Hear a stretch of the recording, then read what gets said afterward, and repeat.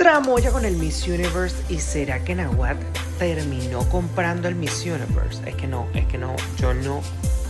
Yo no me puedo creer esto.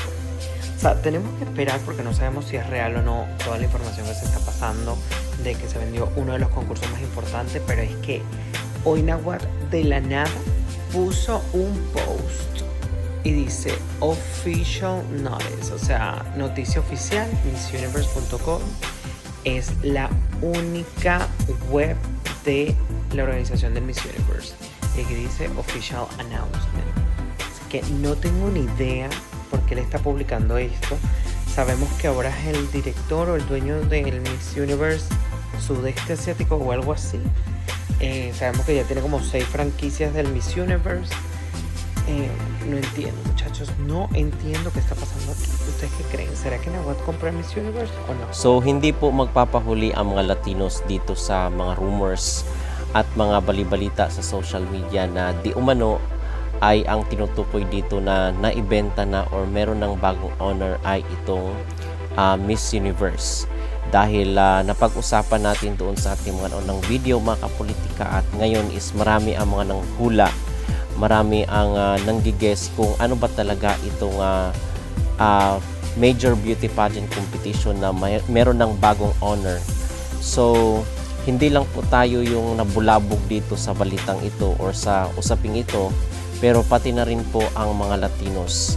At even yung popular na Latino vlogger na si Jens Castro ay nakisali na rin dito sa init na usapin sa patungkol nga dito sa naibenta na daw na major beauty pageant competition.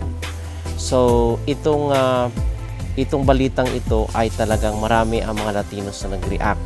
Marami yung mga Latinos na kung ang tinutukoy natin is Chavit Singson, sa kanila naman po ang suspicion nila ay walang iba kundi itong CEO ng Miss Grand International na si Nahuatl Echaragresil.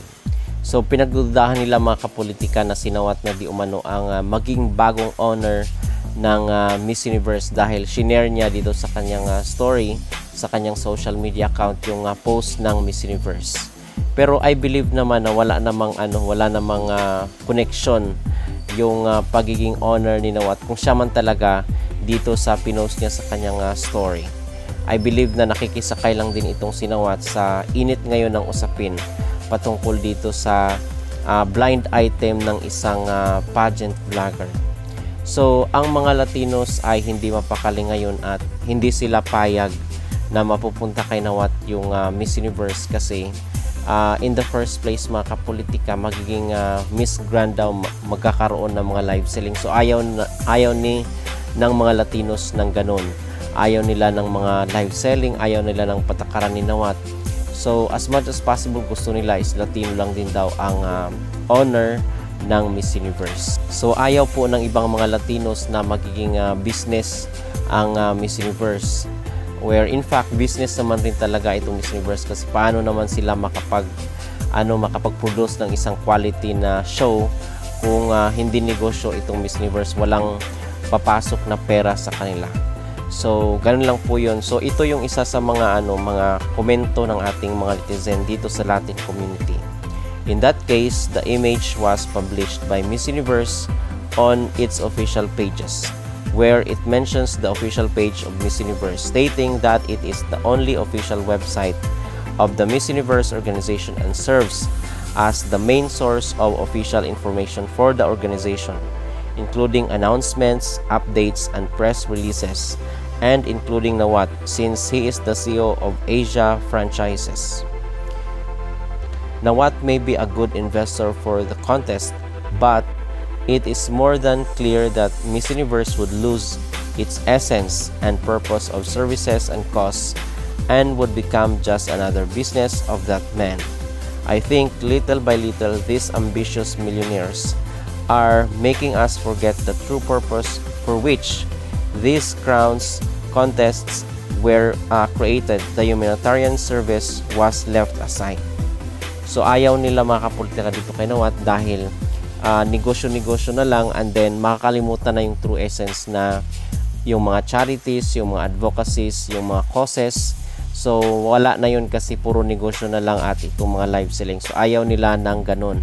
Meron namang iba na wala naman daw relevance dito sa shinare ni Nawat na siya na yung bagong owner kasi in the first place, share lang naman ito doon sa pinost lang naman ng Miss Universe Official Organization yung balita na merong official talaga na website kung saan is doon yung mga public announcement nila.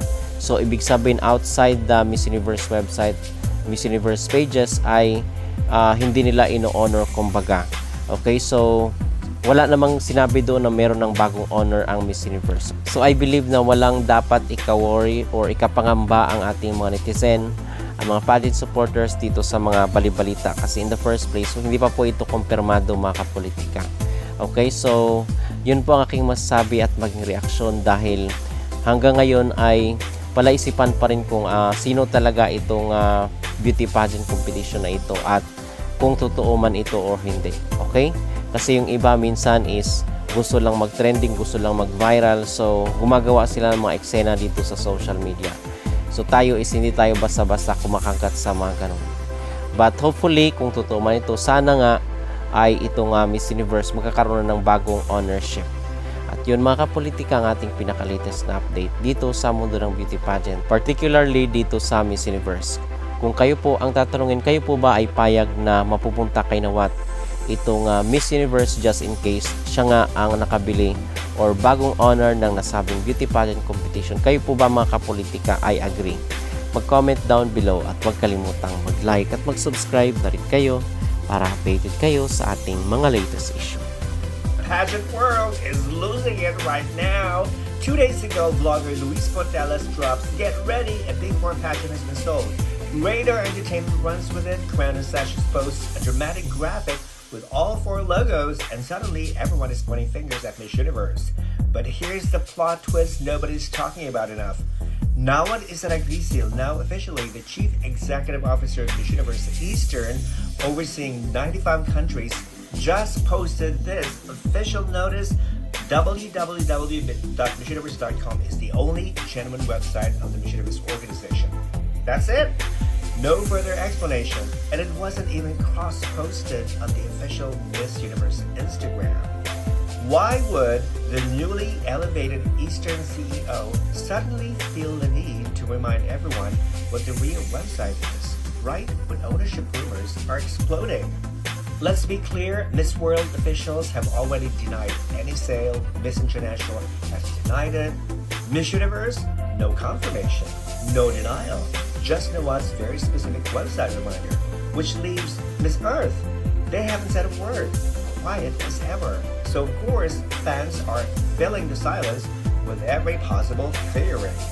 Nawat has been climbing fast inside Miss Universe organization, from national director to regional power player to CEO of Miss Universe Eastern. He's expanding franchises across Southeast Asia. He's got serious skin in the game. So when a top executive suddenly posts a formal "this is the only real website" notice, while sale rumors are circulating, people notice, especially when the main Miss Universe accounts